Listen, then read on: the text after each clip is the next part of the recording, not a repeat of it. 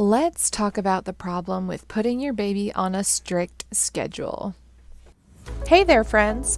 Welcome to the Better Postpartum podcast. I'm your host, Angel Swan, crunchy mom, coffee addict, and postpartum doula turned new mom coach. This podcast is your audio guide to not just surviving, but thriving during those early newborn days. If you want to care for yourself, your household, and your baby with confidence, grab your earbuds because this is the only podcast that you need. So what do you say? Should we get started with today's episode? Let's do this. Okay, so you've probably heard me talk about the eat, play, sleep schedule, or my modified version, the eat, play, snack, sleep schedule. There is so much conflicting information out there about whether or not it's healthy to put your baby on a strict schedule. So I wanted to touch on it today to help you figure out what might be best for your baby and your lifestyle. So first, the eat, play, sleep routine, as outlined in Babywise. Babywise is a book about basically just getting your baby on a schedule, and I found it to be very helpful, but I also read like 10 other books. So what I have done is compiled all of my knowledge from all the books, and then I kind of made my own routine from there, but we'll get into that later. So the theory behind the Babywise routine, the eat, play, sleep routine, is that when your baby wakes up, you give them a full feeding, they'll have some awake time, and then you do their bedtime routine and put them to bed when their wake window is over. Wake window is just the time that they're awake. Literally when they wake up to when you put them down, that is their wake window. So that is inclusive of their feeding and their playtime. Oh, you might hear a dog in the background. Sorry, I'm not editing that out. Anyway, this Babywise routine might work a little better for older babies, but in reality, it is a little bit flawed. So think about it. Have you ever gone to sleep on an empty stomach? It is so hard. Now, we are adults, right? And we can kind of force ourselves to go to sleep on an empty stomach, but it really does take some effort. Like, I don't know about you, but if I'm hungry and I'm going to sleep, I really have to think about something else. I'll usually put a podcast in my ear and fall asleep to a podcast or something. But think about your baby. If you try to put them down when they're a little bit hungry, all they know is that they're hungry and you're not feeding them, period. That's all that they're thinking.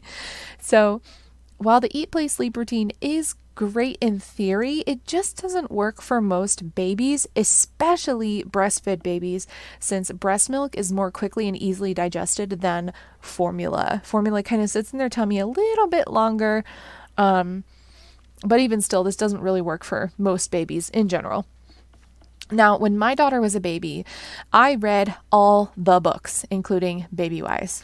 And I was really drawn to Babywise, like the simple, straightforward, and predictable routine of eat, play, sleep was so appealing to me. So I tried really hard to get my daughter to do it. I was so exhausted from her just eating whenever with no predictability to it. I basically had her on my boob every 30 to 60 minutes, and it was just too much for me. So enter the eat, play, sleep routine. I put on my big girl pants and I followed the book's instructions to a T, but still our bedtime routine was an absolute nightmare. While I did the sequence of events, the same sequence of events, every single time I put her down to sleep, she would not go down without eating. I would fight it, sometimes for hours at a time, just trying to get her to go to sleep without eating again. And guess what? Can you guess? Can you guess what I'm about to say? She wouldn't go down without that top off. She needed a little snack in her belly to go to sleep. And eventually something happened in my brain. I don't know, a light bulb went off, maybe a rock hit me over the head. I'm not sure. But I realized that putting her down for a nap was infinitely easier when I let her fill up her belly before bedtime. So now fast forward to me working as a postpartum doula. I have had many, many clients who want their babies on a schedule, and most of them were familiar with the Babywise routine. And I would explain to them the benefits and the downfalls of the routine, but ultimately, I have to respect my clients' wishes. I'm not here to judge anybody. I'm here to do what you want to do, what you think is best for your family. So I'm going to follow whatever routine my clients are trying to put their baby on. And now, just like my daughter, most of these babies wouldn't go down to sleep without having a little snack first. They would fight me. And after a super valiant effort on my part, I should say, I would eventually cave and I'd give them some food, and then boom, surprise, they would go down to sleep. Now, the only babies I've been able to get on the Babywise routine, like a strict routine, were formula fed babies. And even still, sometimes they would want like an ounce or two before they would actually fall asleep for me. So what I've learned as a mom and postpartum doula is that the Babywise routine is a little bit flawed, but we can modify it to work in our favor and get that predictable routine that we are all craving as moms. So my modified routine is the eat, play, snack, sleep routine. This is what's most natural for your baby, and I promise you your bedtime routine will go a lot smoother if you let your baby have a quick top off of milk before you put them to bed. So with this eat, play, sleep, snack routine, it's kind of a mouthful, but trust me, you're going to give your baby like 5 to 10 minutes to fully wake up from their nap. And you're going to let them feel the hunger for a minute. Now, if your baby wakes up and they are like ready to eat, don't wait. But if they're just kind of looking around, they're still waking up, let them have that 5 to 10 minutes to really wake up and realize that they're hungry and be ready for a feeding.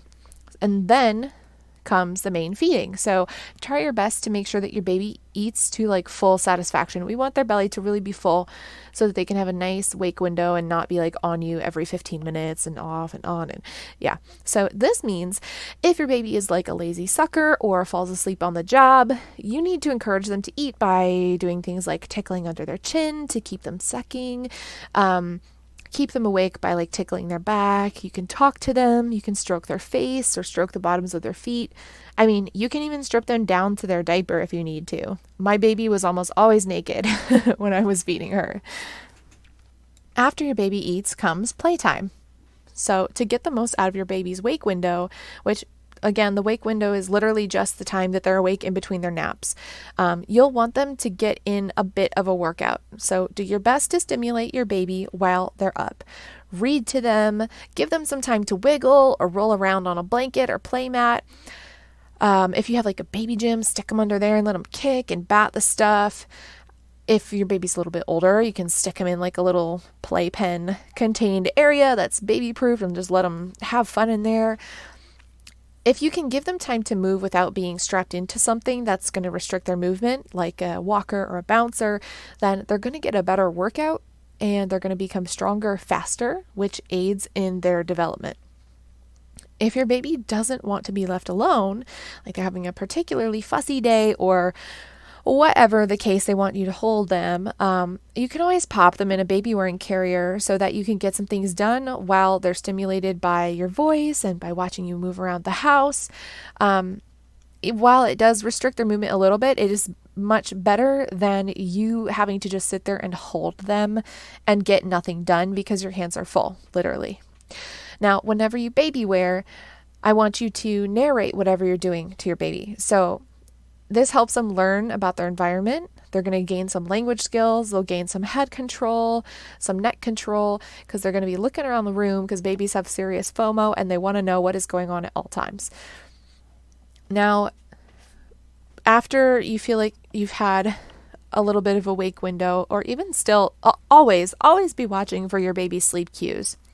If your baby keeps like putting their mouth into like an O shape, or they're literally yawning, or maybe they seem a little bit fussy even though their basic needs are met, typically they're just getting like overstimulated because they're tired.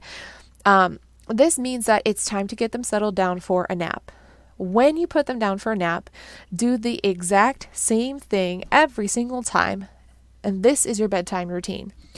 Is going to signal to your baby that this sequence of events means that we are going to go to sleep. And so it's a routine, right? It's not strict, but routines are a good way to foster your baby's development, and especially a sleep routine, a bedtime routine. It's just establishing healthy sleep habits early on, which is this is what we want, right? So I'll give you an example of a great bedtime routine. First, tell your baby that it is time for a nap. I am a huge advocate for narrating whatever you're doing with your baby. I always talk to babies like they understand exactly what I'm saying. They are so much smarter than you might think, and they really do pick up on things that we say very quickly. So while they can't talk back to you, they might start to understand the things that you say, or if they recognize that you're saying the same things over and over again during specific events, they can make those connections. Next, make the room dark and turn on some white noise. Yes, it is okay to darken the room for daytime naps. Doing this is not going to mix up your baby's days and nights. It's just going to help them sleep better. Okay, so save yourself some stress and make it dark. Don't try and put them down when it's bright. Can you go to sleep when it's bright? No. At least make it a little bit darker. Doesn't have to be blackout curtains. If your baby likes blackout curtains, get them, but just make it a little bit darker. Next, give your baby a little snack. So if you're nursing, pop them on the boob. If you're bottle feeding, prepare a little less than you normally would for like a full feeding. You can always add more milk to the bottle if they're especially hungry before their nap. After they're fed, you burp them. And this is an important step. Do not skip it. You must burp them, or they're going to wake up in a few minutes crying because they have gas pains. Next, change their diaper. Before you change their diaper, you might want to do like a quick little belly massage and some bicycle kicks to make sure that they're really all cleared out before you put the fresh diaper on, because nobody likes to get your baby all changed and dressed and swaddled only for them to immediately poop after you've got them all cozy and snug. It's really not fun. It's quite annoying, especially when you're tired or you have other things to do. You're just like, I don't have time for this right now. So try and get them to poop before you put the diaper on. Or even just get some gas out, whatever. Next, you can apply some lavender scented lotion, and that's going to help them associate that scent with bedtime. And lavender is just really relaxing anyways. I really love the Burt's Bees nighttime lotion. It always helps calm my daughter down, and my clients have really loved it too. Dress your baby back up in their outfit. It might be a good idea to put some socks on them to make sure that they're nice and warm. Once they're dressed, put them in their swaddle. And if they didn't give you a good burp before, this is your final chance to try it again. Now it's time to soothe your baby. So you can rock your baby, sway with them until they fall asleep. And if your baby does take a pacifier and prefers to have it to go to sleep, then let them have it. I like to take the path of least resistance because that is the path of least stress, right? If your baby needs to be rocked with the pacifier in their mouth to be most comfortable, then that is exactly what I would do. Watch your baby to see when they're fully asleep. I always wait until their eyes close. Then I wait again until I hear them do a big sigh. That sigh is a pretty good indicator that they're out. It's kind of like a, I hope you could hear that. Now, once you think that your baby is fully asleep, give them another minute or two before you transition them from your arms to their bed. Trust me, you want to make sure that they are really out before you do this transition, or you'll have the hardest time because you have to just soothe them all over again and start the process over again. If you have one of those unicorn babies that can actually go to sleep by themselves, put them down when they're drowsy, but not awake or fully asleep. That is a whole other thing that maybe we'll talk about another day. But typically, I get babies to take great naps by getting them to sleep, let them sleep for a minute or two, and then I gently transition them to their bed.